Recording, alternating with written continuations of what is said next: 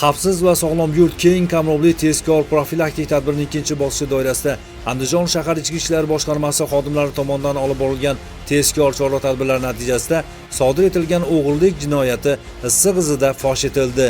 Aniqlanishicha, Andijon shahrida yashovchi shaxs Mirpo'stin ota jome masjidi yaqinida to'xtab turgan Cobalt rusumli avtomashina egasining masjid hududiga kirib ketganidan foydalangan. Avtomashina oynasi ochiq qoldirilganini ko'rgan gumonlanuvchi salon qismiga kirib, u yerda saqlanayotgan 500 ming so'm miqdoridagi naqd pul mablag'ini yashirin ravishda talon-taroj qilgan hamda voqea joyidan yashirinishga uringan.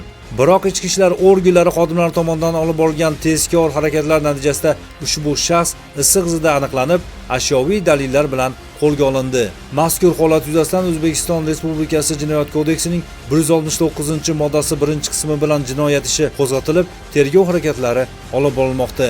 Hurmatli fuqarolar, avtomashinangizni hatto bir necha daqiqaga bo'lsa ham qulflamasdan yoki oynasini ochiq holda qoldirmang.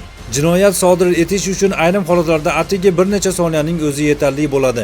Eng oddiy ehtiyotkorlik choralariga amal qilish orqali mol-mulkingizni ishonchli himoya qilishingiz, o'zingiz va yaqinlaringizni turli noxush holatlardan asrashingiz mumkin.